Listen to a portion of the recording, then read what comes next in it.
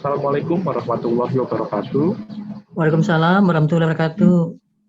Alhamdulillahirabbil alamin wa bihi nasta'inu 'ala umuri dunya wassalatu wassalamu ala asyrofil anbiya'i wa ala alihi wa sahbihi ajma'in.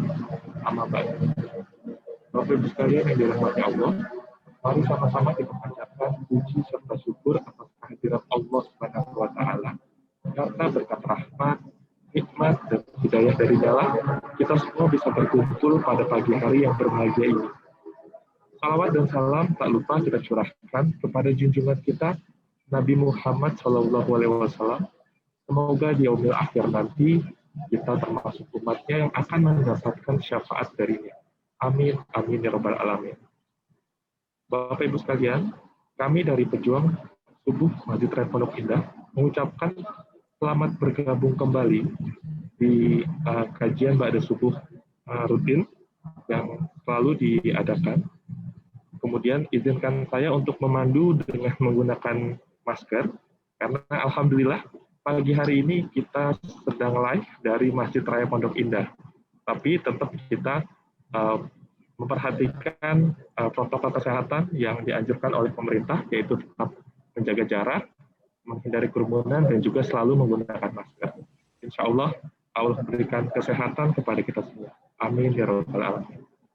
Baik, Bapak Ibu sekalian, izinkan saya untuk menyampaikan adab dalam majelis online Pejuang Subuh Masjid Raya Pondok Indah sebagai berikut. Yang pertama, mari kita luruskan niat karena Allah Subhanahu wa taala dan untuk mendapatkan ridhonya.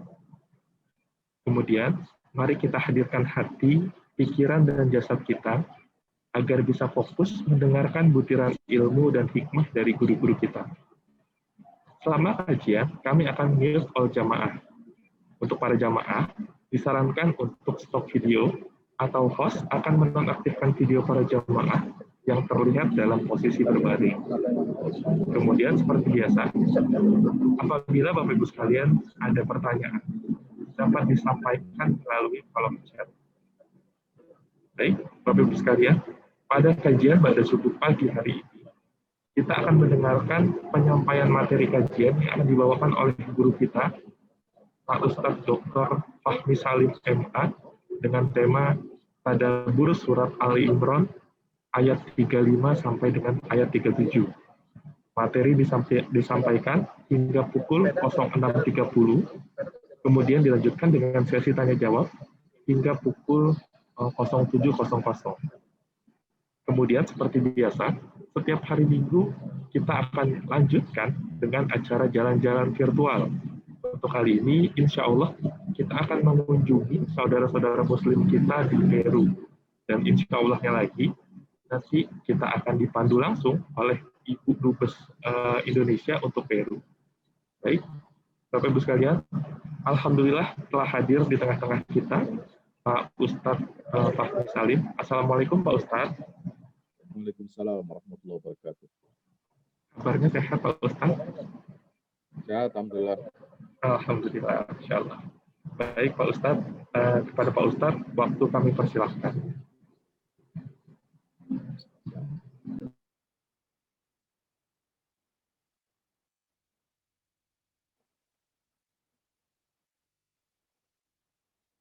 Bismillahirrahmanirrahim. Alhamdulillahi rabbil alamin wal aqibatu lil muttaqin wal udwana illa 'alal zalimin. Asyhadu an la ilaha illallahul malikul haqqul mubin wa asyhadu anna Muhammadan abdullahi wa rasuluh al-mab'utsu rahmatan lil alamin. Allahumma shalli wa sallim wa barik ala nabiyyina Muhammadin wa ala alihi wa ashabihi wa man ihtada bihadihi ila yaumiddin. Subhanaka la ilma lana illa ma 'allamtana innaka antal alimul hakim. Rabbi zidni ilma. Bapak Ibu Saudara, jamaah peserta kajian Ahad Subuh, pejuang subuh Masjid Raya Pondok Indah yang mudah-mudahan kita semua dimuliakan Allah Ta'ala. Syukur alhamdulillah kita panjatkan sampai saat ini, hari ini kita sudah ya lebih dari 1 tahun ya sudah masuki pandemi ini ya sejak diumumkan itu secara resmi itu tanggal 2 Maret 2020 dan kita sekarang sudah berada pada tanggal 7 Maret 2021. Ya, ujian demi ujian, musibah demi musibah ya sudah pernah kita alami. Sudah berapa banyak saudara, guru, kerabat, ya teman yang barangkali dipanggil oleh Allah Subhanahu wa Ta'ala ya di musim ya pandemi yang penuh dengan cobaan ini. Ya tentu nikmat kita sekarang masih dalam keadaan sehat walafiat, masih diberikan karunia hidup dan kehidupan oleh Allah Subhanahu wa Ta'ala. Ini adalah merupakan sesuatu ya, sesuatu yang wajib untuk kita syukuri. Ya, di saat sahabat-sahabat kita, teman-teman kita juga mungkin barangkali sekarang masih ada yang sakit, bergelut dengan COVID-19 ini. Ya, maka itu kita harus jaga nikmat Allah Subhanahu wa Ta'ala ini dengan sebaik-baiknya. Ya, yang punya penyakit bawaan, ada penyakit. Nah, kemudian kok kita sekarang nggak sakit, Pak Ustadz? Alhamdulillah. Ya, alhamdulillah berarti imunitas tubuh Bapak, Ibu, Saudara masih cukup baik. Ya, maka itu ini adalah karunia dari Allah. Dan jangan kita lupakan untuk berdoa untuk saudara-saudara kita, baik yang sudah tiada maupun yang sedang sakit, agar ya Allah Subhanahu wa Ta'ala berikan kesembuhan, keringanan dalam menghadapi ujian dan musibah ini. Salawat dan salam tak lupa kita sampaikan kepada junjungan kita baginda Rasulullah Muhammad SAW serta seluruh keluarga dan para sahabatnya. Mudah-mudahan tercurah limpahkan untuk kita semua pengikutnya hingga yaumil qiyamah.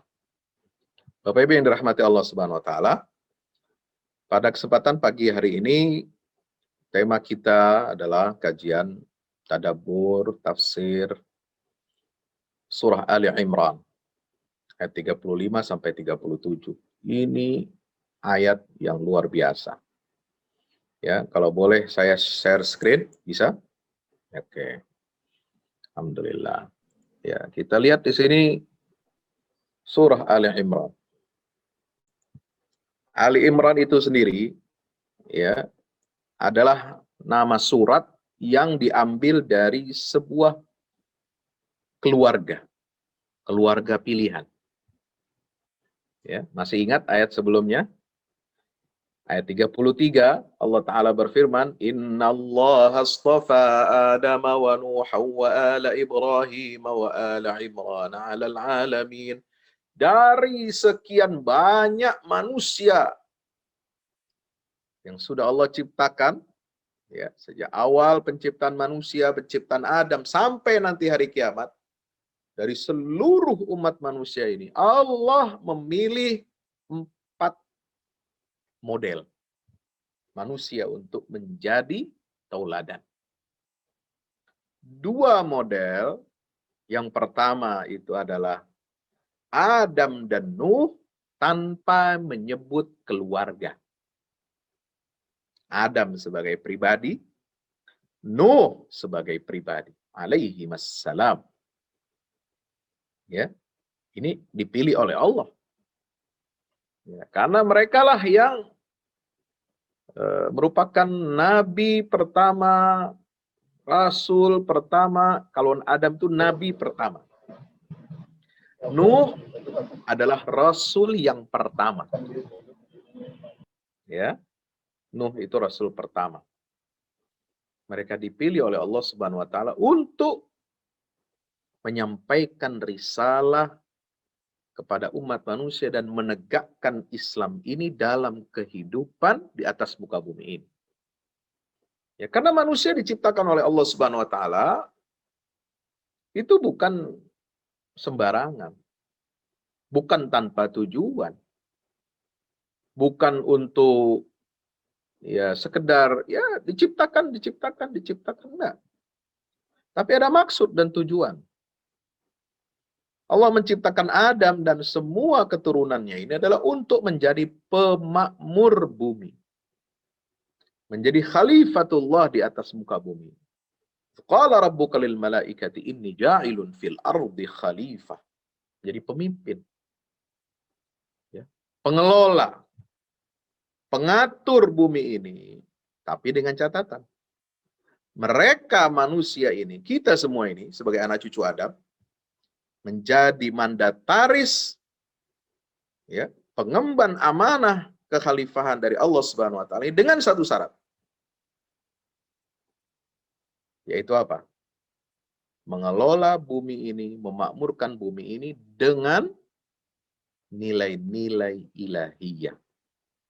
Qala ihbitu minha qulna ihbitu minha jami'a fa imma ya'tiyannakum minni hudan faman tabi'a hudaya fala khaufun 'alaihim wala hum yahzanun. Ya. Jadi mengelola bumi ini harus mengikuti petunjuk Allah. Itu Adam alaihissalam. Nuh. Nah, ini Rasul pertama. Ya, Nabi SAW menyatakan, Rasul pertama yang mendapatkan banyak ujian bala itu adalah Nuh alaihissalam. Keujiannya, kesabarannya diuji oleh Allah Subhanahu wa taala. Sebegitu rupa sehingga di dalam Quran itu ada surah namanya surah Nuh. Ya. Tahu Bapak-bapak di mana surat Nuh? Di juz yang keberapa? 29. Ya. Surah Nuh, juz 29. Ada surat Nuh. Inna arsalna Nuhan ila qaumin anzir qaumaka min qabl. Dan seterusnya itu ya. Kemudian ini juga cerita Nabi Nuh ini banyak disampaikan di banyak surat Al-Qur'an ya. Dalam surah Al-A'raf, ada dalam surah Yunus ya. Ada dalam surah Al-Hijr, ada dalam surah Al-Anbiya, Asy-Syu'ara dan lain sebagainya. Subhanallah. Nah, ini dua tipe individu yang mendapatkan ujian dari Allah, penegak risalah Allah di atas muka bumi. Dan yang berikutnya, dari sekian itu kan ada 4 dipilih. Ya, yang kedua terakhir ini adalah keluarga Ibrahim dan keluarga Imran. Nah, ini surat Ali Imran ini adalah nama keluarga. Ya. Siapa nih keluarga Imran ini? Luar biasa. Kenapa dia bisa menjadi ya, keluarga yang dipilih oleh Allah Subhanahu wa taala untuk menjadi contoh dan suri teladan bagi umat manusia. Nah, inilah surah Ali Imran. Kalau keluarga Ibrahim kita sudah tahu. Keluarga Ibrahim ini ya, mulai dari Ibrahim, lalu kemudian istri beliau, Sarah dan Hajar, ya, 2, putranya 2, 1 dari Sarah, 1 dari Hajar, yaitu Ishak dan Ismail, dengan keturunannya, ya, baik dari Nabi Ishak itu kepada Yakub, lalu kepada Yusuf, dan seterusnya sampai kepada Nabi Musa, Zakaria, Yahya, Isa. Ini keluarga Imran ini masih keluarga Yakub. Ya. Dan Nabi Ismail keturunannya itu adalah Nabi kita Muhammad sallallahu alaihi wasallam. Itu termasuk keluarga Ibrahim, keluarga besar. Ya, Bapak Ibu dirahmati Allah taala. Maka lihat di sini. Bagaimana keluarga Imran ini menjadi keluarga pilihan Allah. Padahal mereka termasuk golongan Ali Ibrahim. Kan keluarga Ibrahim juga. Masih anak cucu keturunannya Ibrahim, bukan? Iya. Tapi kenapa dia mendapatkan kekhususan? Lihat di sini. Nah, istimewa. Ayat 35. إذ قالت امرأة عمران رب إني نذرت لك ما في بطني محررا فتقبل مني إنك أنت السميع العليم فلما وضعتها قالت رب إني وضعتها أنثى والله أعلم بما وضعت وليس الذكر كالأنثى وإني سميتها مريم وإني أعيذها بك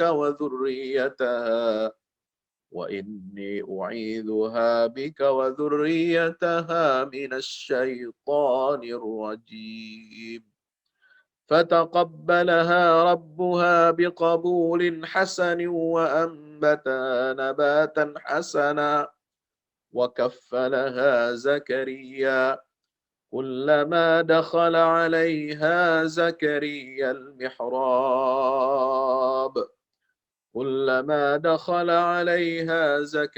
المحراب وجد عندها رزقا قال يا مريم أنى لك هذا قالت هو من عند الله إن الله يرزق من يشاء بغير حساب. Bapak Ibu dirahmati Allah, ya, surat Ali Imran ini itu inti pembicaraannya atau inti kandungannya itu ada 3. Berbicara tentang keluarga Imran secara keseluruhan. Ya, yang pertama isinya apa? Latar belakang. Kenapa keluarga Imran ini menjadi pilihan Allah? Ya, itu pertama. Ternyata dari bapaknya, dari ibunya yang punya visi dan misi, ya, membangun keluarga itu visi misinya keren. Nah, gitu. Nah, jadi membangun keluarga, menikah itu ya jangan karena alasan materi, ya, karena alasan bisnis, karena alasan politik. Jadinya apa? Ya perkawinan zaman sekarang ya ada istilah perkawinan politik, perkawinan bisnis. Motifnya seperti itu. Perkawinan motifnya dunia semua. Jangan. Ya. Nah, itu tidak menyelamatkan kita. Ya. Dari dunia sampai akhirat. Perkawinan yang kekal itu membangun keluarga yang abadi, yang kekal dari dunia sampai akhirat, yang mendapatkan keridhaan Allah Subhanahu wa taala kalau keluarga suami istri itu diikat dengan satu ikatan yang kokoh. Mitsaqan ghalidha, yaitu ketaatan dan kepatuhan kepada syariat Allah Subhanahu wa taala. Ya, inilah latar belakang. Lalu kemudian ya, berbicara tentang Maryam itu sendiri sebagai putri dari keluarga Imran. Tadinya kan dia mau mendapat putra, anak laki-laki. Ternyata Allah berkehendak lain. Nah, itu nanti di situ. Ini saya bicara dulu secara umum ya. Nah, bicara tentang Maryam. Nah, ini Maryam ini sosok yang luar biasa juga. Hebat. Jadi bapak ibunya orang hebat. Putrinya Maryam ini orang hebat, ya, dinyatakan di dalam Al-Quran sebagai Al-Batul, ya, sebagai wanita yang disucikan oleh Allah Subhanahu wa taala, ya. Nah, kemudian yang ketiga, Al-Quran di dalam surat Al-Imran bicara tentang apa? Sosok putranya Maryam, yaitu Isa ibnu Maryam, Isa putra Maryam, yang lahir tanpa ayah. Dan itu adalah kehendak dan kekuasaan Allah Subhanahu wa taala untuk apa? Untuk meluruskan akidah Nasrani yang menyimpang dari jalan Allah Subhanahu wa taala. Diluruskan. Peristiwa kelahirannya Nabi Isa di sini, di surat ini, ya, disebutkan secara gamblang prosesnya, kemudian konsekuensinya, Lalu bagaimana Isa itu menyatakan tauhid kepada Allah, tidak pernah bersyirik kepada Allah, dan tidak pernah mengatakan kepada kaumnya, sembahlah aku selain daripada Allah Subhanahu wa Ta'ala. Nah, ini. Kenapa? Karena memang surat Ali Imran ini, Bapak Ibu dirahmati Allah, turun di Madinah. Setelah Nabi hijrah, setelah surat Al-Baqarah, surat Ali Imran turun. Ya, ini bicara tentang apa? Berdialog dengan ahlul kitab. Ya, kalau Al-Baqarah itu dialognya dengan orang-orang Yahudi, ahlul kitab, ya, masih ingat apa yang saya sampaikan dulu, banyak pertemuan surat Al-Baqarah, dialog ahlul kitab itu dari ayat berapa? Ayat 40 sampai 123. Dari dimulai ya Bani Israel sampai lagi ketemu 123 ya Bani Israel. Ya, itu 83 ayat. Coba bayangkan. Nah, kalau dalam surat Ali Imran ini, Bapak Ibu dirahmati Allah, ini dialognya dengan siapa? Ahlul kitab yang Nasara, agama Kristiani. Yang menyalahkan atau salah paham. Saya ini nggak tahu nih, apa salah paham atau pahamnya salah. Ya kan? Terkait dengan kedudukan statusnya Maryam dan ibunda Maryam dan Isa putra Maryam. Karena mereka mendudukkan dua sosok mulia ini dalam Al-Quran, dalam kedudukan yang bukan pada makamnya, bukan pada tempatnya. Mereka mendudukkan ibunda Maryam dan putranya Isa pada makam uluhiyah. Nah, ini sudah melanggar garis. Melanggar red line. Kalau polisi itu ya nggak ada garis merah, tidak boleh didekati, tidak boleh diterabos. Do not cross ya, atau don't cross ya, red line. Apa? Tauhid itu garis merah. Kekuasaan Allah, iradah Allah, keesaan Allah Subhanahu wa taala itu nggak boleh ya ditabrak, ya, dilanggar ya oleh alasan apapun. Oh, itu Maryam ini begini. Oh, ini Isa ini hebatnya begini. Enggak bisa. Ya. Itu dialog dengan apa? Nasrani Najran. Sehingga nanti sampai ayat berapa itu? 69 atau 70-an itu diakhiri dengan apa? Mubahalah. Ya, diakhiri dengan mubahalah. Nah, itu ya. Ayat 64, ya ahlal kitab ta'alu ila kalimatin sawa bainana wa bainakum. Ahlal kitab lima tuhajjuna fi Ibrahim. Nah, sampai penegasan ya makana Ibrahimu Yahudian wala Nasraniyan. Kemudian sampai di sini ya apa namanya? Ada ayat tentang mubahalah itu.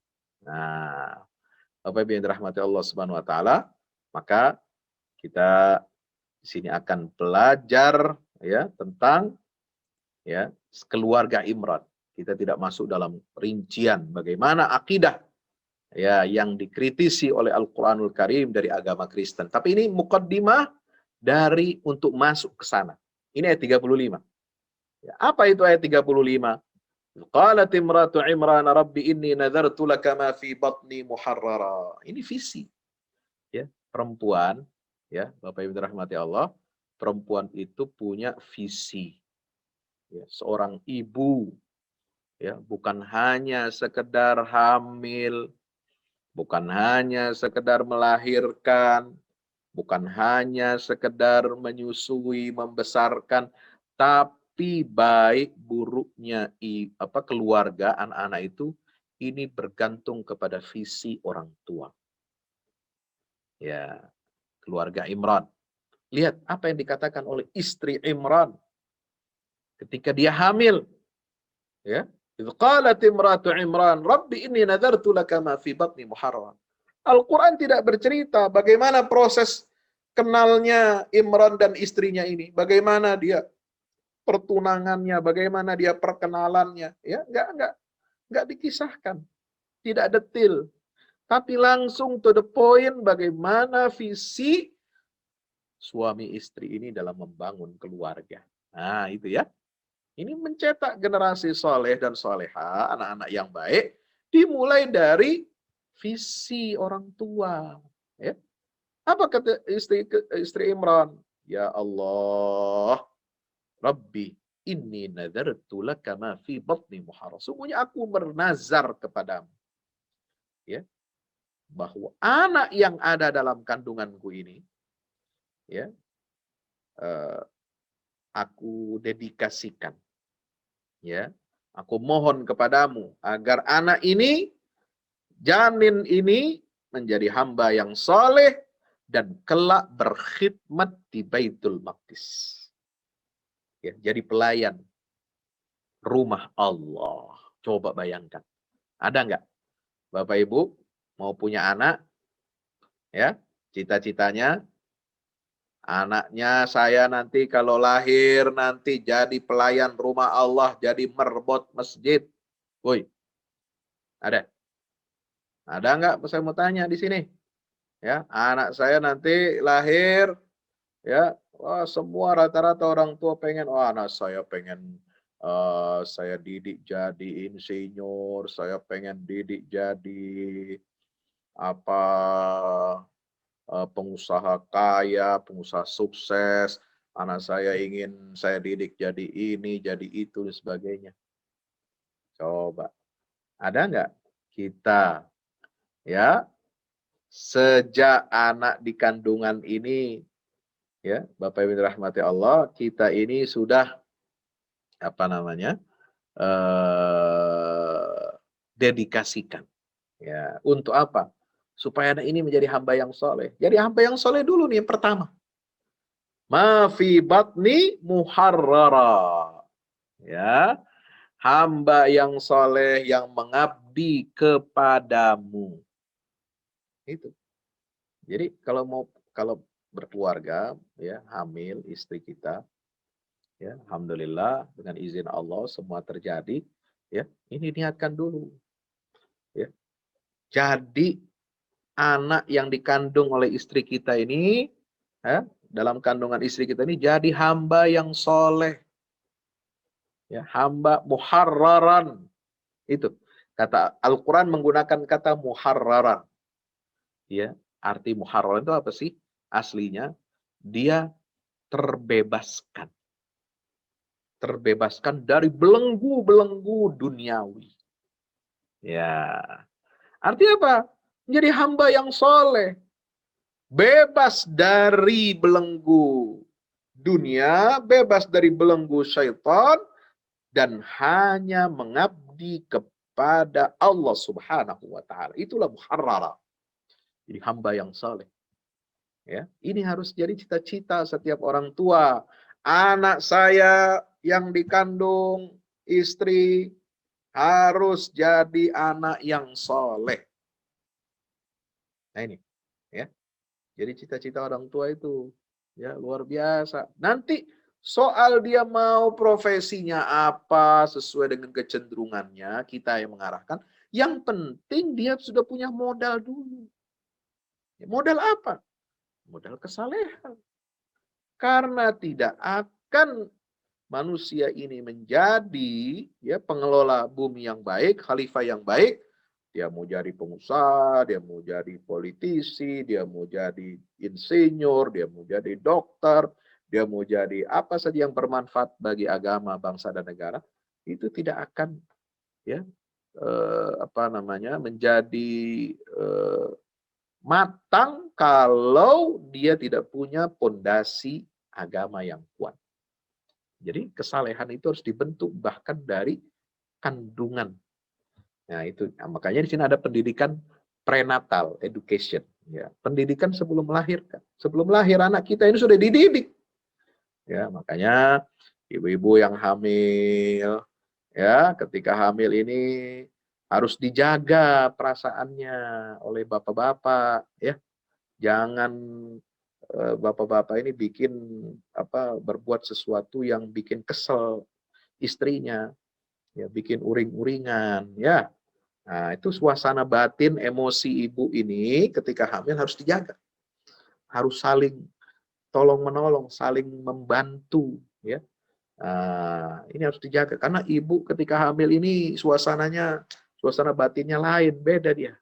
Ya, kalau PMS aja, ya itu susah nih bapak-bapak menghadapi istri yang lagi apa?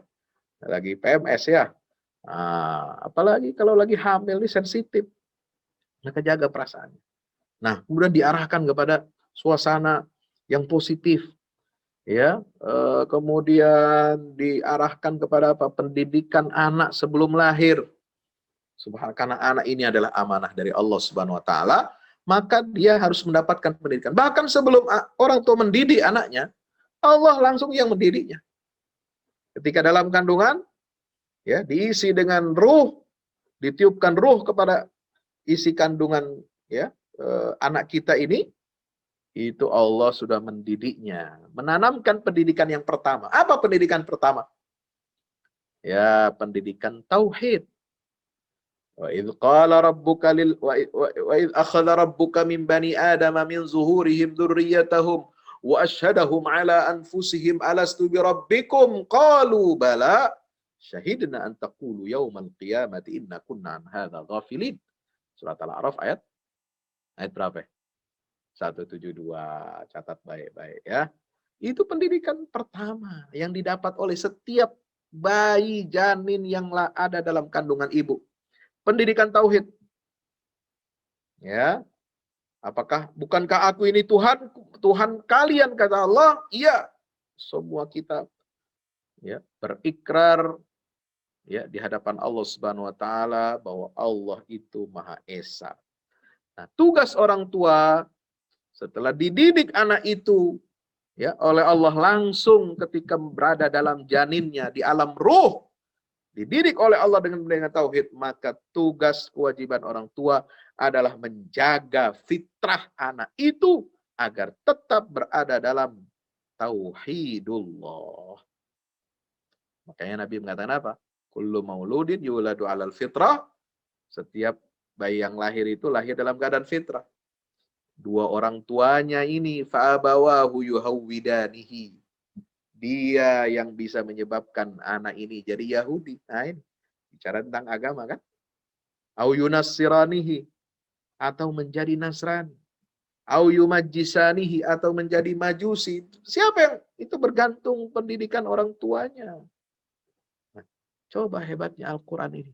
Nabi SAW ini mengatakan apa? Setelah Al-Quran 172 Al-A'raf mengatakan seperti itu.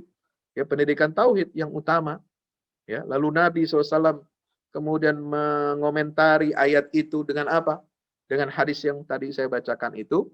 Ini menandakan apa? Anak itu adalah aset. Ya. Aset berharga, investasi paling berharga yang dimiliki oleh orang tua. Ya. Jadi bukan rumah, bukan properti, bukan kendaraan, bukan aset dunia Bapak Ibu miliki. Investasi dan aset yang paling berharga yang Bapak Ibu miliki adalah anak-anak kita. Ini yang akan menjadi aset, ya, buat akhirat. Nah, aset itu bergantung siapa? Mau nilainya bagus, mau nilainya jelek, itu bergantung kepada kita orang tua. Pendidikannya seperti apa? Ya. Nah, maka itu Rasulullah SAW ini luar biasa. Sejak awal kelahiran manusia itu sudah digarisbawahi. Ya. Pendidikan agama ini yang paling penting. Ya. Makanya kita harus jaga fitrah tauhidnya anak-anak kita. Jangan sampai menjadikan mereka Yahudi, menjadikan mereka Nasrani, menjadikan mereka Majusi. Coba. Rasulullah pernah nggak bilang, ya, dalam hadis itu, ya, tergantung kedua orang tuanya yang menjadikan anak ini jadi pengusaha, jadi politisi, jadi insinyur. Enggak kan? Nabi enggak bicara itu. Nabi bicara hal-hal yang fundamental. Ya. Soal pendidikan dunia, ilmu-ilmu dunia itu nanti. Ya. Setelah itu kedua, ketiga, keempat, setelah pondasi agama ini kuat ditanamkan oleh orang tua. Ya. Jadi tugas kewajiban orang tua ini berat. menjaga fitrah tauhid dari yang ditanamkan oleh Allah Subhanahu wa taala itu. Ya, Bapak Ibu dirahmati Allah. Fataqabbal minni. Maka itu terimalah aku. Ya, terimalah nazar ini. Maka itu orang tua itu harus punya komitmen. Ya. Harus banyak berdoa ketika memohon kepada Allah ketika anak itu sedang dalam kandungan. Ya, sehingga dia lahir bagaimana? Falamma wada'atha qalat rabbi inni wada'tuha untha wallahu a'lamu bima wada'at wa laysa dzakaru kal untha wa inni sammaituha Maryam wa inni u'idzuha bika wa dzurriyyataha minasy syaithanir rajim. Nah, itu. Jadi adab ketika melahirkan, ya. Nah, jadi setelah ada visinya menjadikan anak-anak ini menjadi hamba yang saleh, itu visi orang tua. Ya. Nah, apa langkahnya? Nah, untuk menjabarkan visi tadi, menjadikan anak kita menjadi anak-anak yang saleh, ya, apa? Caranya menuju ke sana, ya, minimal ada 5. 1, beri dia nama yang baik. Wa inni sammaituha Maryam. Ya, aku berikan namanya anak ini Maryam. Nah, kalau kita, aku berikan nama dia siapa. Ya, terserah Bapak Ibu mau pakai bahasa dari nama pakai bahasa Arab atau campuran dengan bahasa Jawa, ada campuran dengan bahasa apa yang dikira baik. Boleh dari bahasa apa saja, tapi harus menunjukkan nama anak itu artinya baik. Ya, jangan kita kasih nama anak, ya entah mau pakai bahasa apa aja, mau pakai bahasa Arab atau apa, bahasa Indonesia, tapi artinya jelek. Mentang-mentang ada nama Fir'aun dalam Quran, lalu anaknya dinamakan Fir'aun. Nah, dia nggak tahu Fir'aun itu jelek. Sosok yang buruk dalam Al-Quran. Jangan kita kasih nama. Jangan mentang-mentang dalam Quran itu ada nama setan, lalu dinamakan anaknya setan. Nah, jangan. Ya, kita kasih nama yang baik-baik. Ya, Nabi Muhammad SAW mengatakan apa? Ahabbul asma ilallah Abdullah wa Abdurrahman. Nama terbaik yang paling disukai oleh Allah, ya, ini untuk anak laki-laki, itu adalah Abdullah dan Abdurrahman. Ya, sehingga Nabi SAW menamakan putra dan putrinya itu dengan nama-nama yang baik. Ya, ada putra Nabi ini nggak ada, ya, meninggal semua. Tapi Nabi itu punya putra, ada Al-Qasim, ada Abdullah, ada Ibrahim. 3 putranya semua wafat dalam keadaan masih kecil. Ya.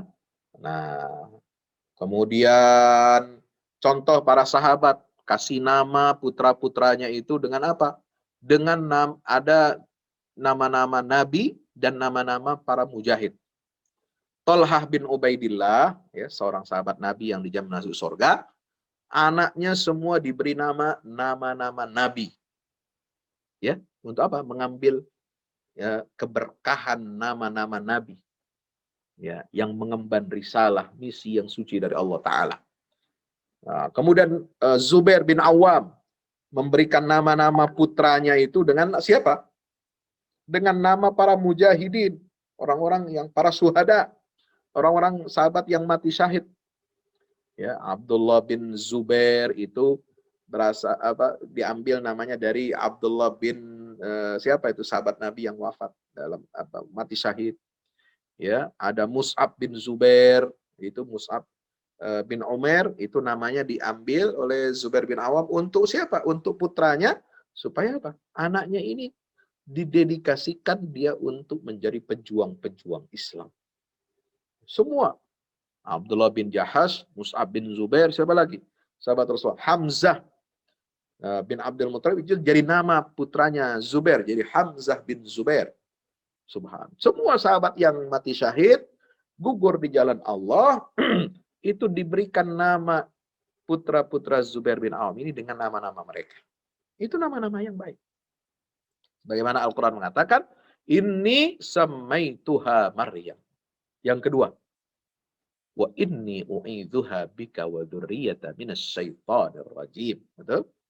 Aku memohon perlindungan kepadamu ya Allah, ya. Aku mohon perlindunganmu untuknya dan untuk anak cucunya dari gangguan setan yang terkutuk. Makanya kalau kita menimang bayi baru lahir, kita berikan dia doa. Ya, u'idzuka bikalimatillahi tammah min kulli ainin lamah wa min kulli syaitanin wahammah. Ya, wahai wahai putraku, atau wahai putriku, ini belum ada namanya. Ya, kan belum ada namanya biasa kalau baru lahir, ya. Aku mintakan perlindungan kepada Allah untukmu bikalimatillahi tam, dengan kalimat-kalimat Allah yang sempurna. Wa min kulli ainin lama, aku mintakan perlindungan untukmu dari setiap pandangan mata yang hasud, yang buruk, ya. Wa min kulli syaitanin wahamah, dan dari gangguan setan yang terkutuk. Nauzubillah min dzalik. Nah itu. Jadi ini tugas orang tua.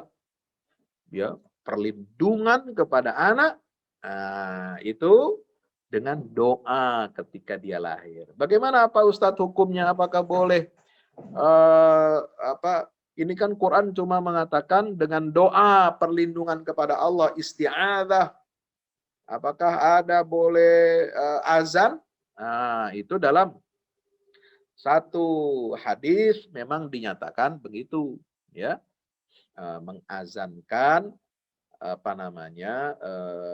anak bayi di telinganya ketika dia lahir, ya. Tapi dalam mazhab yang lain tidak perlu, cukup dengan doa perlindungan. Jadi ini ikhtilaf di kalangan ulama.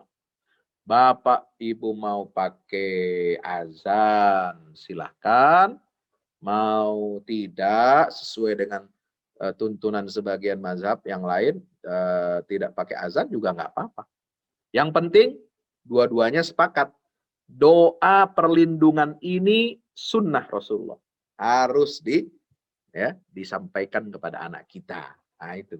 Kenapa? Karena Al-Qur'annya mengatakan demikian. Wa inni u'idzuha bika wa dzurriyyata minasyaitonir rajim. Jadi proteksi orang tua, ya. Pertama yang dia proteksi untuk anaknya itu apa? Dari gangguan setan. Bukan proteksi jaminan hidup, asuransi yang dibayar orang tua buat anaknya, bukan. Bukan jaminan pendidikan, bukan jaminan apalagi, ya, dari orang tua kepada anaknya, bukan. Yang pertama itu dilakukan orang tua adalah memproteksi anaknya dari gangguan setan. Coba bayangkan. Ini komitmen orang tua. Kenapa?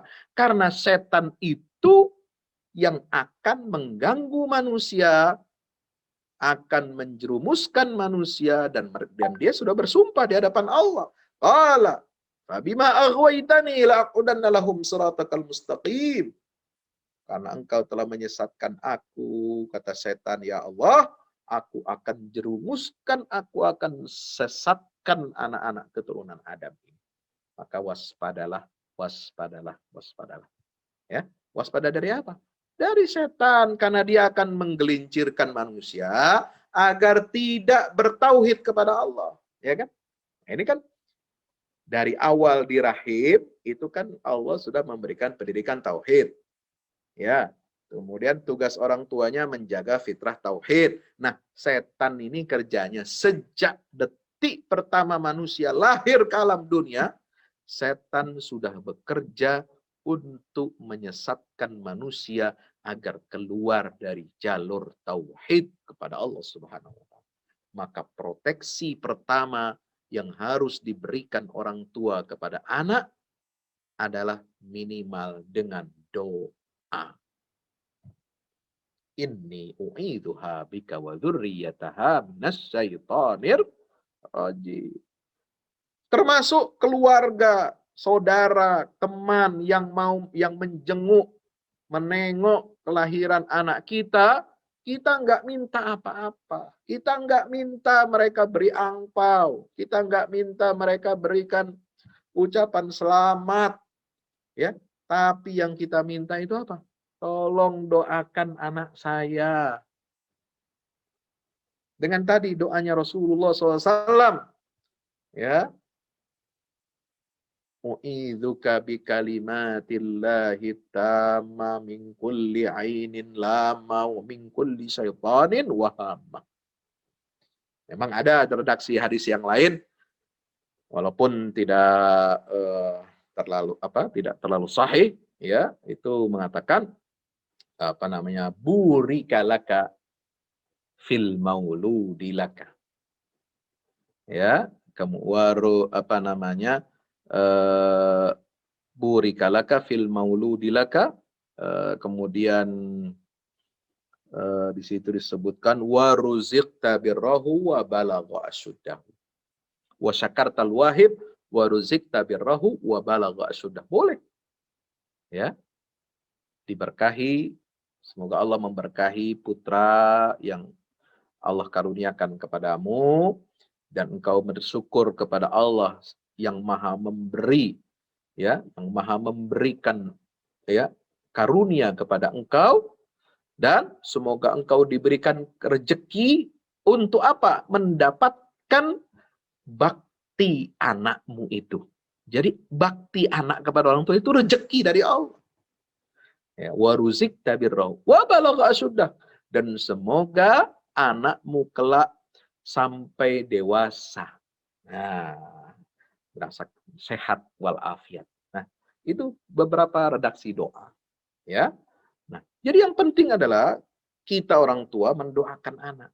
Itu proteksi pertama. Ya. Jangan hanya proteksi kendaraan baru dengan asuransi. Ya, Bapak Ibu yang kerja di asuransi mana di sini? Ya, bukan hanya kita memikirkan rumah ini kita harus asuransikan, kita proteksi. Keluarga kita proteksi, jaminan kesehatan, BPJS sampai swasta yang mahal-mahal. Itu nomor sekian. Anda boleh memproteksi keluarga dengan hal-hal yang seperti itu. Tapi proteksi itu yang pertama adalah usaha ikhtiar Bapak Ibu semua menjaga anak-anak kita dari pengaruh setan. Karena ini musuh abadi manusia. Inna syaitana lakum aduun mubin. Ya, setan itu musuh nyata. Inna syaitana lakum aduun fattakhiduhu aduwa. Dalam ayat yang lain, setan itu musuh kalian, maka jadikanlah dia sebagai musuh yang benar-benar musuh, ya. Auzubillah min dzalik. Nah, Bapak Ibu rahmatullah, ayat 37, fataqabbalaha rabbuha biqabulin hasanin wa ambata nabatan hasana wa kaffalaha Zakaria kullama dakhala 'alaiha Zakaria al-mihrab wajada 'indaha rizqan qala ya Maryamu anna laki hadza qalat huwa min 'indillahi innallaha yarzuqu man yasha bighairi hisab. Nah, setelah, ya, orang tua memberi nama yang baik, memberi harapan yang baik, ya, kemudian memberikan doa proteksi yang baik dari gangguan setan, apa tugas orang tua berikutnya? Ya, ambataha nabatan hasanah. Setelah Allah menerimanya dengan penerimaan yang baik, doa orang tua dikabulkan oleh Allah, maka tugas orang tua adalah membesarkannya dengan pertumbuhan yang baik. Ambataha nabatan hasanah. Ya, kalau perlu, ya, bukan hanya pendidikan langsung dari orang tuanya, tapi juga, ya, diajarkan, diberikan pendidikan, ya, diasuh oleh orang soleh, ya, guru yang soleh. Nah, di situ disebutkan peran siapa? Zakaria. Zakaria ini bukan orang tuanya Maryam. Zakaria itu pamannya. Wa kaffalaha Zakaria. Boleh nggak orang tua melibatkan ya orang lain dalam pendidikan anak? Boleh. Kalau terbukti orang lain itu kerabat, saudara, keluarga, guru itu adalah orang pilihan, orang soleh. Nah, itu contohnya dalam ayat ini. Wa kaffalaha Zakaria. Menyiapkan lingkungan pendidikan yang baik. Ambataha nabatan hasana. Orang tua kewajibannya apa? Menyiapkan tumbuh kembang yang baik bagi anak, ya, dan pendidikan yang baik bagi anak, bahkan kalau bisa dititipkan kepada guru yang soleh. Seperti halnya Zakaria, subhanallah. Ini Bapak Ibu dirahmati Allah yang akan memberikan ya kualitas pendidikan terbaik. Ini aset kita, investasi yang terbaik. Ya, kita kalau punya investasi yang baik kan kita perhatikan. Ya, kita punya saham. Ya, kita tongkrongin, kita liatin tuh, ya. Jaga-jaga, ya kan? Kita punya aset, kita jaga-jaga. Nah, anak kita bagaimana? Apakah Bapak Ibu perhatiannya sama dengan aset-aset duniawi yang lain, perhatian kita, proteksi kita, ya, kepedulian kita orang tua terhadap aset kita yang paling berharga ini. Ini anak ini aset, ya, untuk keberkahan hidup di dunia dan akhirat. Sampai Allah turunkan ayat-ayat tentang apa? Bagaimana caranya kita masuk surga sekeluarga. Dalam surah Ar-Ra'd ayat 20 sampai 25, surah Az-Zariyat, ya, juga demikian, ya. Ini penting. Kenapa? Karena kita akan berjumpa lagi nanti di surga. Makanya kalau keluarga, ya, ada orang tua, anak, ya, meninggal, itu jangan dianggap sebagai perpisahan. Ya, salam perpisahan. Enggak. Bukan salam perpisahan. Ya. Meninggal itu, wafat, meninggal dunia, orang tua kita, atau anak kita, atau saudara kita. Itu bukan perpisahan. Itu bukan perpisahan abadi. Bukan perpisahan hakiki. Karena ada kehidupan lagi di dunia, di akhirat nanti. Ya, hidup kita ini nyambung dari dunia sampai akhirat. Mati itu transisi. Mati itu transit. Ya, di alam barzah untuk nyambung kepada kehidupan akhirat. Loh, kalau begitu perpisahannya mana Pak Ustadz yang benar? Perpisahan yang hakiki, perpisahan yang abadi antara suami istri bukan ketika suami atau istri meninggal. Perpisahan yang hakiki dan abadi antara orang tua dan anak bukan pada saat anak atau orang tuanya meninggal.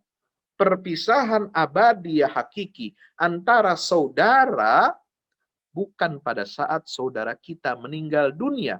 Tapi ketahuilah, perpisahan yang abadi dan hakiki terjadi nanti di akhirat setelah kita masing-masing mendapatkan catatan amal, apakah dari arah sebelah kanan kita menjadi ashabul yamin atau arah sebelah kiri menjadi ashabus shimal. Yang kanan akan masuk surga, yang kiri akan masuk neraka. Itulah perpisahan yang hakiki. Goodbye. Sayonara, selamat tinggal. Itu baru perpisahan yang hakiki. Ya. Nah, maka kita jangan sampai nanti menyesal perpisahan di akhirat. Ya. Anak masuk surga, bapaknya masuk neraka. Na'udzubillah. Saudara masuk surga, saudaranya satu lagi masuk neraka. Itu perpisahan yang paling menyesalkan. Ya. Perpisahan yang sangat menyedihkan. Ketika kita tidak berjumpa di dalam surganya Allah Subhanahu wa taala, padahal kita punya kesempatan di dunia ini untuk mendidik, untuk menanamkan tauhid. Sama-sama kita beramal saleh, sama-sama kita mengabdi kepada Allah. Kita tidak gunakan kesempatan hidup di dunia kita sehingga kita kehilangan lost chance. Ya, hilang kesempatan kita. Kans kita ini hilang. Kenapa? Karena kita Pedulinya urusannya kepada urusan dunia. Pendidikan anak nomor sekian, tauhidnya nomor sekian. Ibadahnya nggak diperhatikan. Akidahnya masa bodoh. Mau gado-gado, mau campur, mau kawin beda agama. Ya, Nauzubillah min zalik. Ya. Anak nggak peduli mau ikut agama bapaknya, mau ikut agama ibunya. Nggak peduli dia. Nanti dia baru menyesal di akhirat. Kalau anak berpisah dari orang tuanya, suami berpisah dari istrinya di akhirat kelak, satu masuk surga, satu masuk neraka. Menyesal. Jangan sampai kita menyesal seperti itu. Berpisah di dunia itu bukan perpisahan terakhir. Bukan perpisahan abadi. Ya. Mati itu bukan perpisahan. Tapi perpisahan nanti yang sesungguhnya nanti di akhirat. Ya, maka itu hati-hati. Pendidikan manusia di dunia ini nomor satu agama harus dibawa. Ya, terakhir saya ingin mengingatkan kita semua. Tawassaw bil haq, tawassaw bis sabr. Ya, ini pimpinan Muhammadiyah kemarin mengatakan, ya, setelah melihat, mempelajari peta jalan pendidikan nasional 2020 sampai 2035, frasa istilah agama hilang dari peta jalan roadmap pendidikan nasional kita. Kita orang tua harus khawatir. Orang tua harus hati-hati. Orang tua harus waspada. Ya. Kalau negara udah nggak memberikan jaminan lagi proteksi pendidikan agama buat anak-anak kita, kita keluarga yang harus menjadi garda terdepan memberikan proteksi pendidikan agama untuk anak-anak kita. Jangan menyesal nanti. Ya, biarin itu tanggung jawab negara. Gua nggak mau tahu. Ya, dia yang dosa, bodoh amat. Ya, tapi kita harus mengingatkan, negara tidak boleh abai masalah pendidikan agama ini. Ya, sebagaimana ya, jangan sekali-kali ya, kita sebagai orang tua, ya, tokoh masyarakat atau tokoh pemerintahan, jangan sekali-kali mengambil kebijakan yang bertentangan dengan nilai-nilai tauhid. Ya, tanda tangan SK-nya, Kerpresnya, ya, keputusan gubernurnya, pergubnya itu diawali dengan berkat Tuhan, dengan rahmat Tuhan yang Maha Esa. Itu ada nama Allah dibawa dalam setiap keputusan gubernur, setiap keputusan wali kota, setiap keputusan bupati, DPRD, DPR, sampai presiden. Itu diawali dengan rahmat Tuhan yang Maha Esa. Tapi kalau isi keputusannya bertentangan dengan nilai-nilai tauhid, berat pertanggungjawabannya di hadapan Allah Subhanahu wa Ta'ala. Ya, ini berlaku buat siapa saja. Kita termasuk orang tua, pemimpin di dalam keluarga kita. Kita harus jaga baik-baik, ya, yaitu lingkungan buat anak-anak kita, pendidikan agama yang baik. Kemudian apa? Makanan yang baik. Ya, karena di situ disebutkan apa? Itu namanya wajada indaha rizqa. Qala ma marmu laki hadza qalat huwa min indillah. Ya. Jadi orang tua harus memilah dan memilih makanan yang baik, yang halal untuk anak-anaknya. Konsumsi anak, tolong jaga. Ya, hartanya harta yang baik, Pak. Jangan campur dengan yang haram. Jangan campur dari uang riba. Jangan campur dengan uang hasil korupsi. Jangan campur dari uang hasil nilep. Ya, lalu kita kasih nafkah buat anak istri kita. Dosa besar. Kita sudah dosa kepada Allah, kita juga dosa kepada keluarga. Ya, kita jadi durhaka kepada anak istri kita.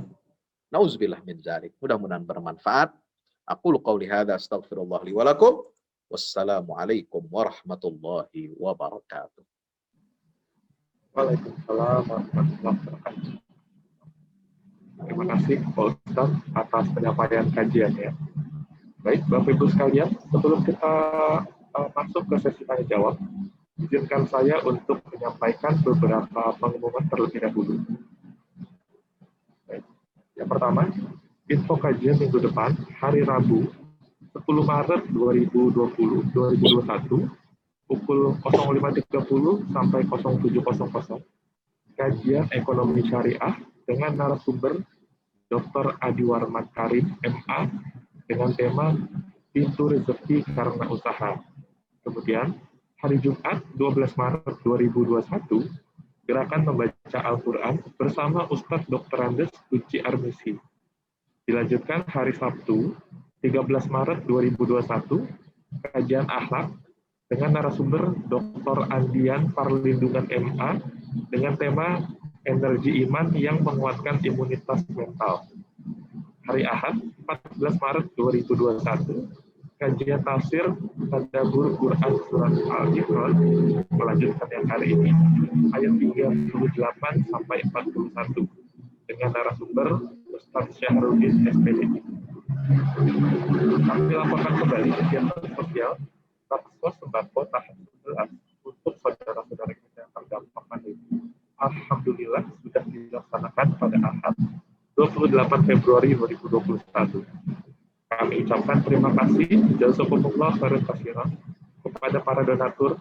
Semoga Allah membalas sedekah Bapak dan Ibu dengan pahala yang berlipat ganda. Amin. Amin. Baik Bapak Ibu sekalian, kami tetap memberi kesempatan kepada Bapak dan Ibu untuk berinfak donasi dakwah. Bapak dan Ibu bisa menghubungi Bendahara Pejuang Bapak Irwan Prima Aditya di nomor handphone 0811 828 244 atau bisa mentransfer langsung ke rekening 72 2020 1001 Bank Syariah Mandiri atas nama Yayasan Pejuang Suku Pondok. Baik, Bapak Ibu sekalian, mungkin ada pengumuman lebih lanjut terkait sesi bidang pendidikan dari Pak Edi Cahyono.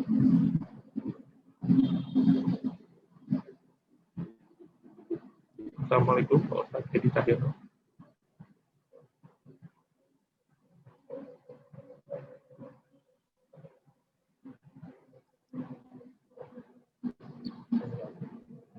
Oke, baik Bapak Ibu sekalian, nampaknya Pak Edi sedang terhalangan. Baik, di sisi pendidikan, kita juga punya classical training online, yaitu ada program tarjim, yaitu menerjemahkan bersama Ustadz Kiai Haji Dr. Andes Uci Armisi. Untuk jadwalnya bisa dilihat mulai dari setiap Ahad mulai dari tanggal 28 Maret, 4 April, 11 April, dan juga 18 April. Untuk informasi lebih lanjut bisa menghubungi Bapak Haji. Kemudian ada undangan juga after training, langkah mudah tahsin tilawah Al-Quran. Nah, ini ada sharing sessionnya, pendalaman tahsin dan tilawah Al-Quran, insya Allah di hari Ahad 7 Maret 2021 pukul 19.30 sampai 21.30. Kemudian ada juga sharing session pendalaman KB Ikro. Insya Allah di minggu depan, Ahad 14 Maret 2021, jamnya sama. Ini untuk ID Zoom-nya bisa disimpan Bapak Ibu sekalian apabila nanti berkenan untuk join. Sahabat tafsir Quran rahmat Allah subhanahu. Selanjutnya kami ingin menyampaikan juga seperti biasa hari Minggu, hari ini insya Allah setelah kajian pagi hari ini kita akan lanjutkan dengan jalan-jalan virtual. Kita akan mengunjungi saudara-saudara kita yang ada di Peru. Insya Allah juga akan ada Ibu Dubes Indonesia untuk Peru yang akan hadir join bersama kita untuk memandu virtual online. Baik, Bapak Ibu sekalian, mari kita lanjut ke sesi tanya jawab. Saya akan baca dari chat terlebih dahulu ya Bapak Ibu sekalian.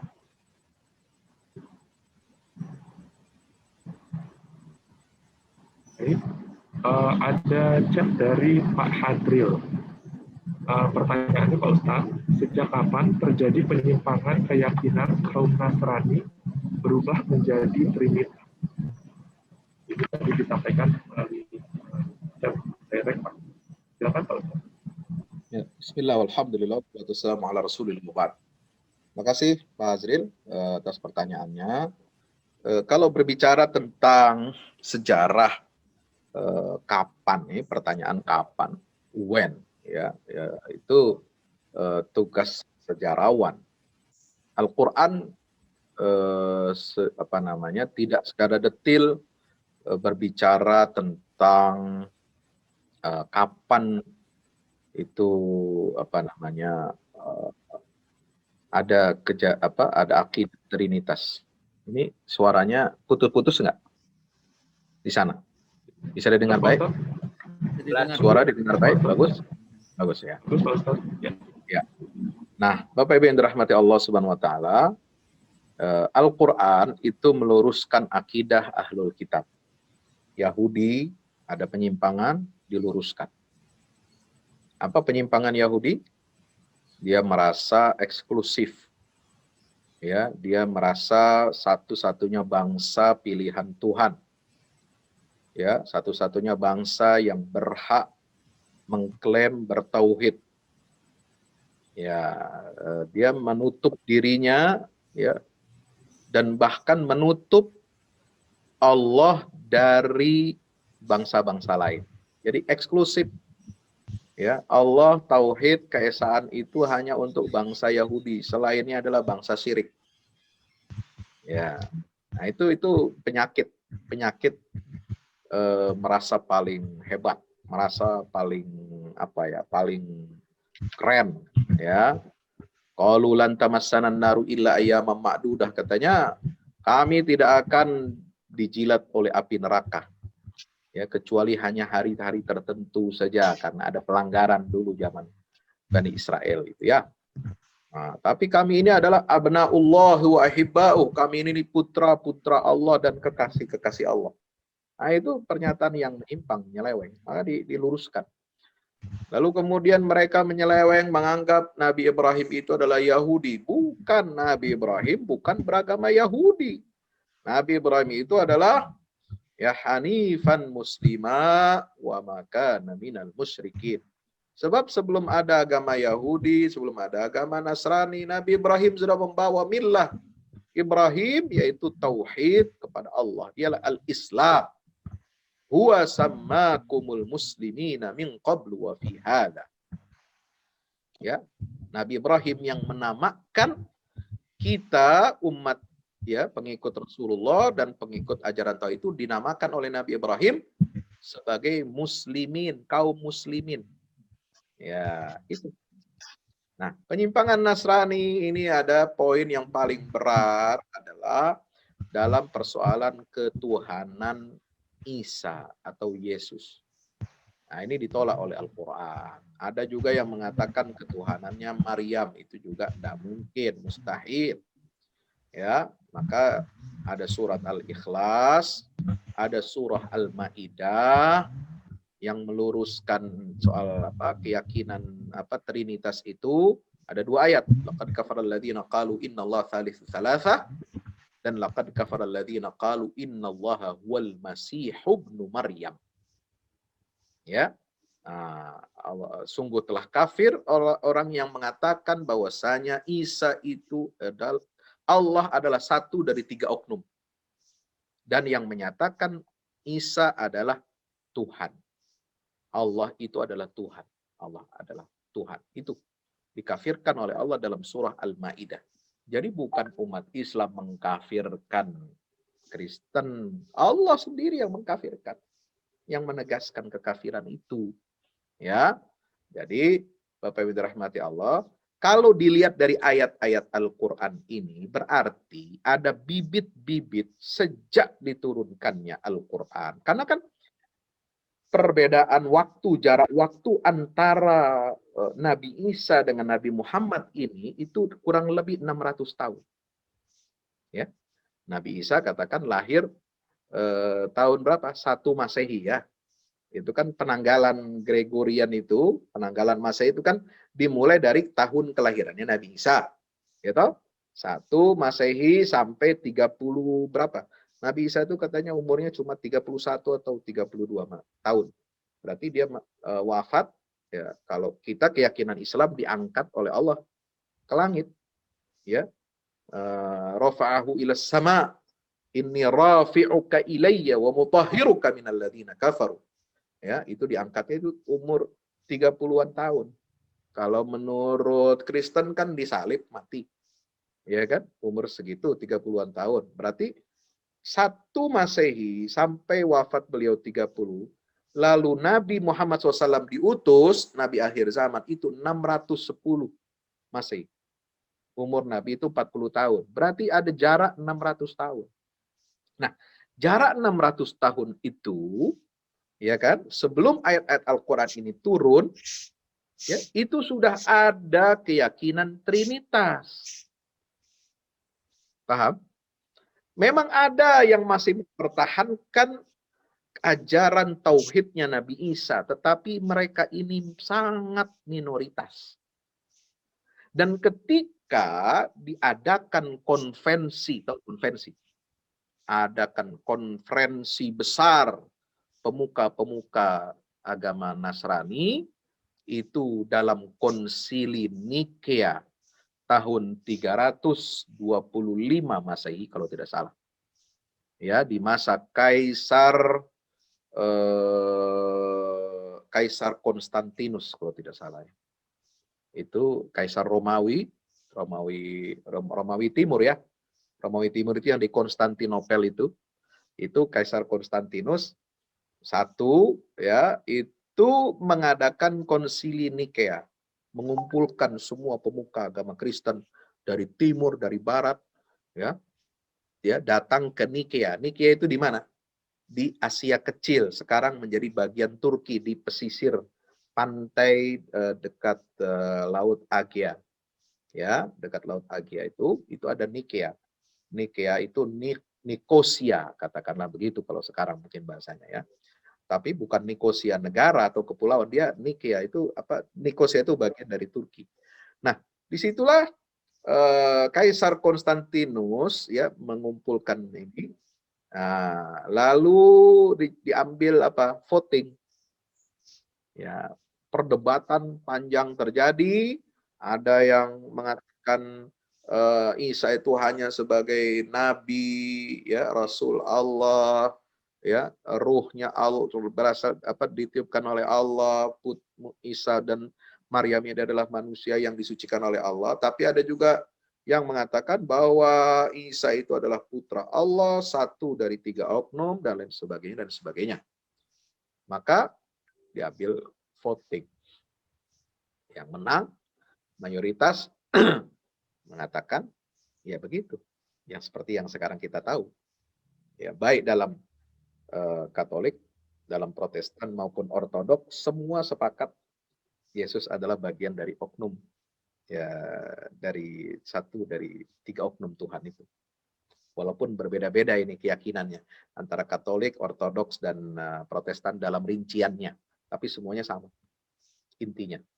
Ya, nah, yang golongan muwahhidun yang menyatakan tauhid mengesahkan Allah dan Nabi Isa itu hanya sebagai rasul, sebagai nabi, ya, meskipun kelahirannya itu merupakan mukjizat dari Allah dan mukjizat yang Allah berikan kepada Nabi Isa itu banyak ya, dirinci dalam surat Al-Maidah itu minoritas sekali. Nah, itu sejak tahun 1925 ya, kalah ini. Ya, itulah agama itu jangan pakai voting. Urusan agama ini urusan wahyu ya dari Allah Subhanahu wa taala. Ini bedanya. Islam menjaga kemurnian agama itu ya, itu dengan teks-teks wahyu yang suci, Al-Qur'an dan sunnah dijaga dan manusia itu harus tunduk kepada itu. Jadi dalam persoalan akidah, dalam persoalan ibadah, prinsip-prinsip beragama ya, itu tunduk kepada wahyu, jangan tunduk kepada akal manusia. Lalu teks Al-Qur'an atau hadis ya diamandemen atau dikoreksi atau nanti ditundukkan kepada akal manusia lalu nanti manusia yang bikin voting benar tidaknya suatu ajaran. Nauzubillah. Jangan sampai umat Islam terperosok masuk ke dalam kesalahan kaum terdahulu. Nah, jadi nggak bisa. Jadi kebenaran itu bukan diukur dari suara suara voting. Itu kebenaran itu diukur dari apa? Wahyu, teks Al-Quran dan Sunnah Rasulullah SAW. Jadi keyakinan seperti ini merembes masuk. Jadi Kristen dan Yahudi yang ada di Jazirah Arab itu sudah membawa keyakinan ya Yahudi yang keliru tadi dan keyakinan Trinitas. Nah itu Nasrani Najran itu. Nah, itu sudah membawa itu. Makanya mereka datang ke Madinah menanyakan tentang status Nabi Isa. Ya, lalu turunlah wahyu Allah mulai dari ayat 33 itu innallaha astafa Adama sampai ayat 80 kalau tidak salah. Surat Ali Imran mubahalah. Ya, ta'alau nad'u abna'ana wa abna'akum wa nisa'ana wa nisa'akum wa anfusana wa anfusakum thumma nabtahil fanaj'al la'natallahi 'alal kadhibin. Nah, itu untuk membantah keyakinan kaum Nasrani. Ya, jadi itu sudah ada. Tapi Al-Quran tidak tidak memberikan tanggal tahun yang pasti tentang kapan munculnya Trinitas. Itu yang jelas sebelum Rasulullah lahir, apalagi Rasulullah menerima wahyu, akidah itu sudah ada ratusan tahun. Dan ini dikritik. Kalau menurut catatan ahli sejarah, ya sejarah agama-agama dunia, lahirnya Trinitas itu diformalkan, diresmikan itu pada Konsili Nikea tahun 325 Masehi. Demikian, wallahu a'lam bishawab. Jadi kita sedikit belajar sejarah ya Pak Ustaz. Alhamdulillah. Jadi tahu lebih banyak. Baik, kita ada pertanyaan lagi Pak Ustaz di kolom chat dari Ibu Solikah.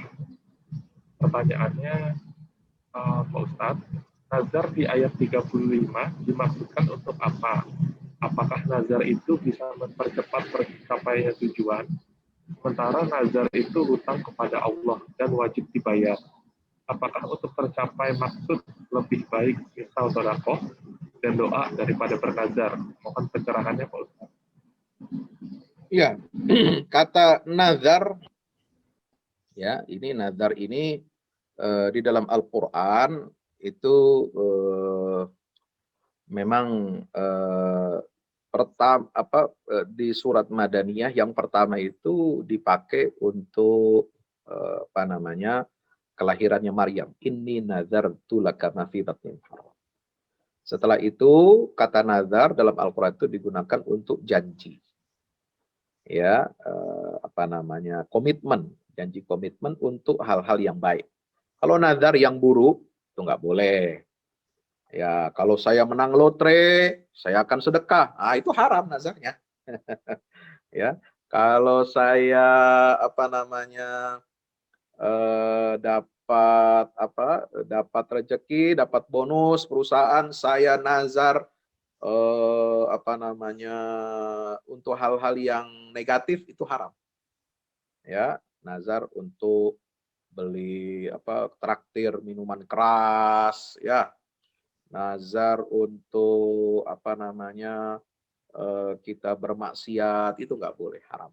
Nah, nazar itu hal-hal yang baik, yang positif, ya. Misalnya kalau tercapai apa yang kita inginkan, ya saya bernazar untuk puasa 1 minggu. Saya bernazar untuk umrah. Saya bernazar untuk sedekah anak yatim, ya sebanyak sekian. Nah, itu nanti terserah rinciannya. Nah, saya bernazar untuk pembangunan masjid. Kalau bisnis saya lancar, ya proyek jual tanah saya laku, ya punya tanah nih di proyek di tempat lahan yang jadi proyek strategis pemerintah, akan dibeli dengan harga yang mahal, ya itu nazar, saya mau umrohkan marbot masjid misalnya, berapa puluh orang, ya. Atau sedekah anak yatim, ya, kasih beasiswa sampai perguruan tinggi. Nah, itu nazar itu sesuatu yang baik, disyariatkan oleh agama.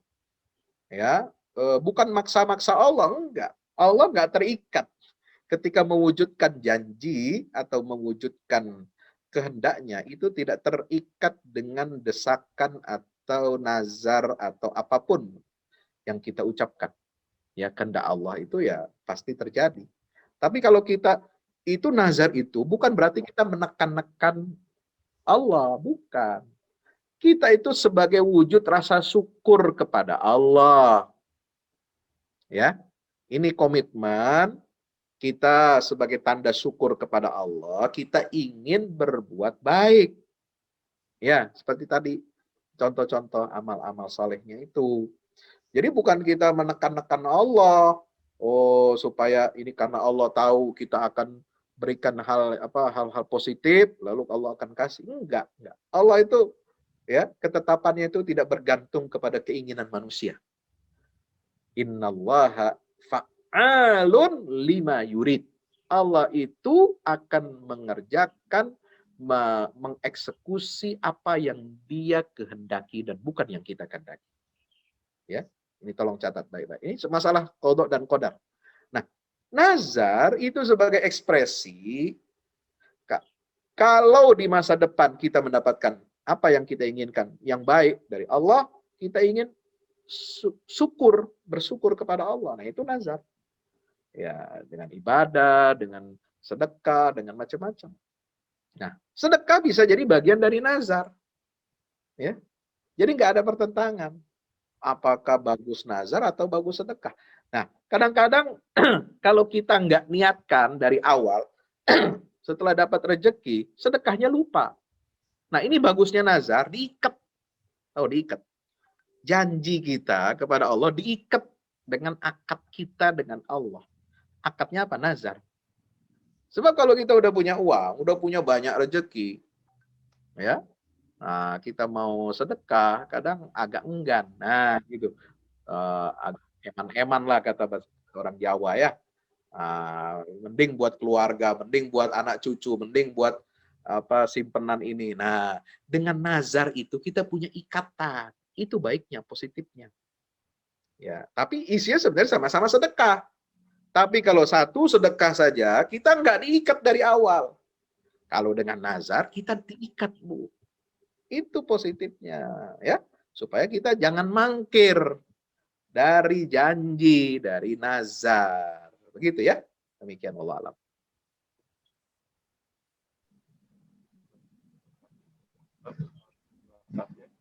Berarti itu ekspresi syukur kita ya Pak Ustadz ya. Karena sudah tercapai itu apa yang kita inginkan. Ya, dan itu ikatan komitmen ya, supaya tidak mangkir. Sebab kalau melanggar nazar ada sanksinya. Ada kafaratnya. Harus bayar kafarat. Terima kasih Pak Ustadz. Kemudian kita mau coba buka pertanyaan sesi live. Kita masih ada 5 menit sebelum jam 7.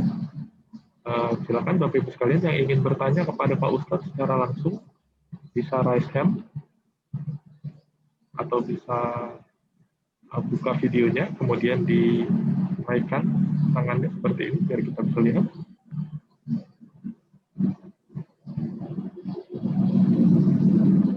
Ada Bapak Ibu sekalian?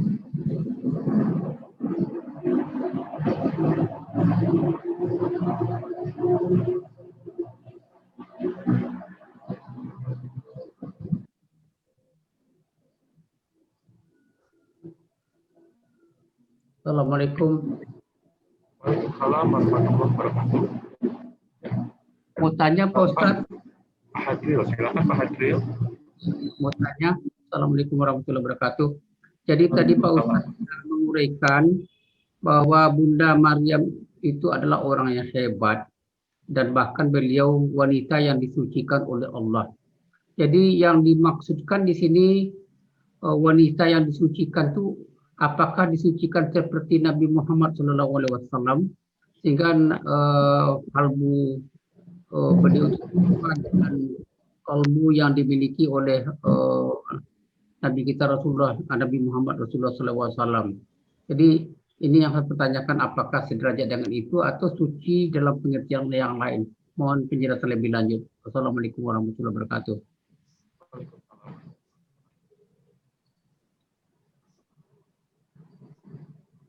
Ya, waalaikumsalam warahmatullahi wabarakatuh. Terima kasih. Dalam surah apa namanya itu? Ya, surat At-Tahrim, ya. Surat At-Tahrim, Allah Subhanahu wa taala menyatakan ayat 12 tentang kesucian Maryam.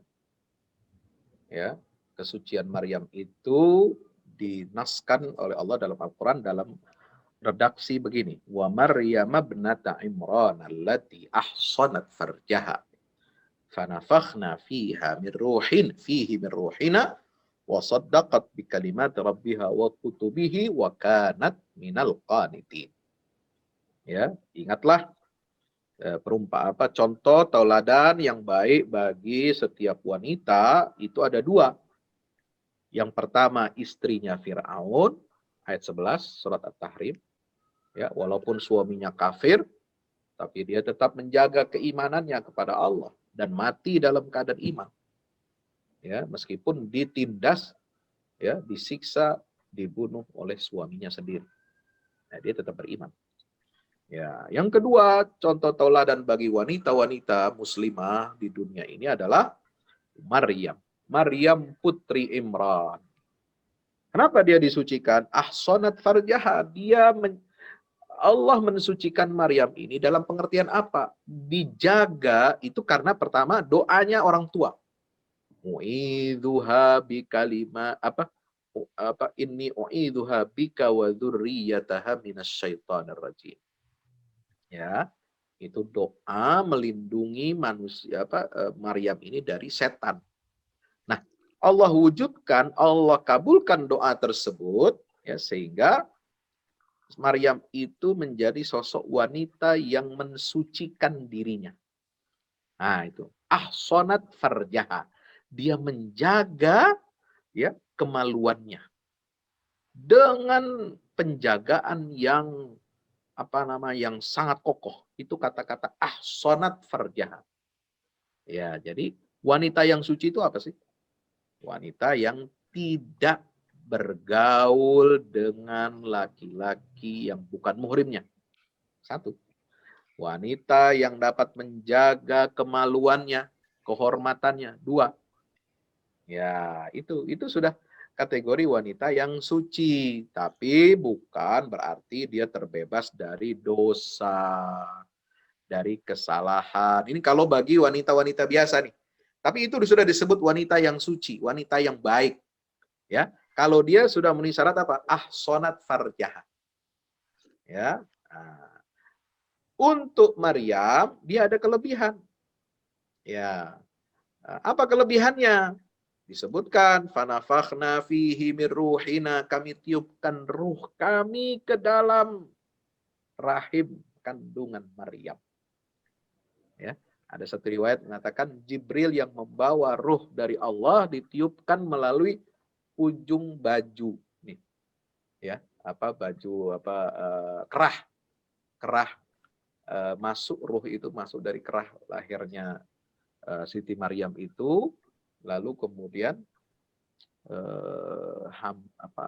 masuklah ke dalam rahim Maryam itu, ya, sehingga menjadi Nabi Isa alaihissalam. Ya, seperti itu. Ya, itu maka dia bukan kesucian biasa.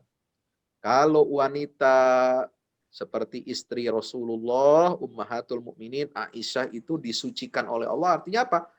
Dibela oleh Allah dari tuduhan kaum munafik. Jadi makna kesucian ini bermacam-macam, bertingkat-tingkat. Istri Nabi Aisyah itu tahirah mutahharah. Ya. Dia suci dan disucikan oleh Allah. Kenapa? Dibela kehormatannya langsung oleh Allah ketika ada tuduhan kaum munafik ya Aisyah terlambat pulang dari perang bersama Rasulullah, diiringi atau dikawal oleh sahabat namanya Sofwan. Ya, padahal tidak ada apa-apa. Sofwan tidak pernah melihat wajahnya Aisyah. Aisyah juga menjaga kehormatan dirinya, dia tutup pakai apa? Dia pakai cadar, ya. Begitu ya. Jadi dijaga pulang sampai Madinah, tapi kemudian orang munafik mengambil ini kesempatan untuk menjelek-jelekkan keluarga Rasulullah, dibilang Aisyah berzina dengan sahabat Nabi. Nauzubillah. Nah, itu disucikan, turun ayat-ayat. Tahiratun mutahharah mubarra'atun min fawqis samawati sab'a. Ya. Nah, Maryam itu beda. Kesuciannya lebih tinggi lagi. Kenapa? Karena dia ditiupkan ruhnya langsung dari Allah Subhanahu wa taala, melahirkan putra bernama Isa, ya, tanpa ada proses hubungan biologis dengan laki-laki. Nah, itu ya.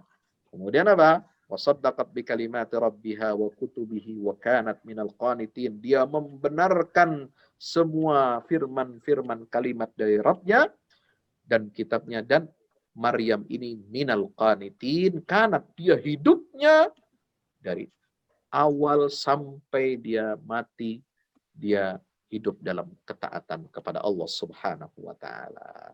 Begitu ya. Nah, para ulama berbeda pendapat apakah Maryam ini suci di situ, maksum seperti halnya para nabi dan rasul atau tidak. Ada yang mengatakan beliau adalah maksum, suci seperti halnya para nabi dan rasul, ada yang mengatakan tidak. Itu perbedaan ulama. Jadi ada yang mengatakan beliau itu nabi, ada yang mengatakan tidak. Ya, itu biasa perbedaan seperti itu.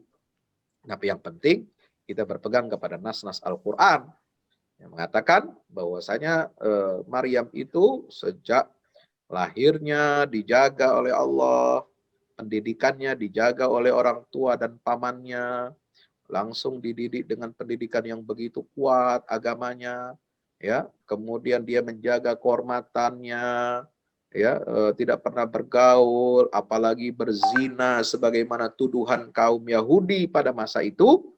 Ya, sehingga kemudian dia melahirkan, semua prosesnya clear. Ya, maka dia dinyatakan sebagai wanita yang disucikan oleh Allah Ta'ala. Demikian.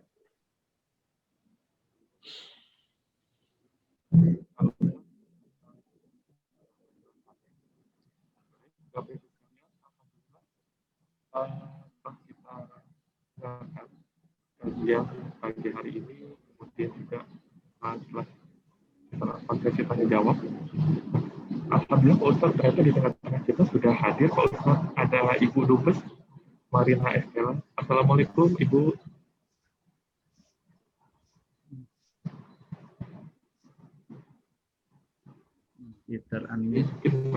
Masih bersiap-siap mungkin ya Pak Kadian ya. Oke, nggak apa-apa, insya Allah. Jadi pada jamaah. Sudah. Assalamualaikum Ibu. Masih di mute, Bu. Assalamualaikum. Waalaikumsalam. Ibu sehat, Bu? Assalamualaikum warahmatullahi wabarakatuh. Sehat, terima kasih. Berapa di 5 Peru ini? Ini jam 7:05. Malam? Jam 7 malam, Ibu? Iya, Pak Ustadz. Baru aja. 7 malam, Masya Allah. Ya, 12 jam. Ya, 12 jam, Pak. Baik, Ibu. Mohon izin kami tutup sebentar, Bu, ya, untuk di kajian pagi hari ini. Nanti kita langsung lanjut dengan sesi virtual yang dipandu langsung oleh Ibu Dubes Estela. Baik, Pak Ustadz, sebagai ujung dari kajian pagi hari ini, boleh memimpin doa penutup pagi ini, Pak Ustadz. Ya, terima kasih kepada pengurus dan juga jamaah pejuang subuh Masjid Raya Pondok Indah. Kajian kita alhamdulillah pagi ini mudah-mudahan bermanfaat ya. Kita mendapatkan insight tentang pentingnya pendidikan tauhid, menjaga keluarga sebagai aset yang paling berharga untuk kita kelak ya hidup di akhirat. Dan yang ketiga adalah bagaimana pendidikan agama, nilai-nilai kebaikan itu harus kita tanamkan sepanjang hayat ya. Dimulai dari komitmen orang tua sejak masa mengandung ya, hamil sampai anak dewasa ya. Dan insya Allah mudah-mudahan kita diberikan kekuatan oleh Allah dapat menjaga dan melindungi serta mendidik anak-anak kita semuanya menjadi anak-anak yang saleh dan salehah. Aku qouli hadza astaghfirullah wa lakum. Kita tutup dengan kafaratul majlis. Subhanakallahumma bihamdika asyhadu an la ilaha illa anta astaghfiruka wa atubu ilaik. Assalamualaikum warahmatullahi wabarakatuh. Assalamualaikum warahmatullahi wabarakatuh. Terima kasih Pak Terima Ustadz. kasih Pak Ustadz Fahmi Salim. Pagi hari ini. Semoga bisa semakin mempercepat iman dan takwa kita semua yang besar. Kami juga mendoakan semoga Pak Ustadz keluarga selalu diberikan kesehatan dan juga insya Allah. Baik, Bapak-Ibu sekalian, alhamdulillah setelah kita saksikan bersama kajian Mbak Subuh hari ini. Terima kasih atas partisipasinya, Bapak-Ibu sekalian. Kami selaku dari panitia Pejuang Subuh Wali Trepologinya mengucapkan mohon maaf apabila dalam penyampaiannya ada hal-hal yang kurang benar. Jadi sebelum kita lanjut ke sesi berikutnya, izinkan saya untuk undur diri. Wassalamualaikum warahmatullahi wabarakatuh.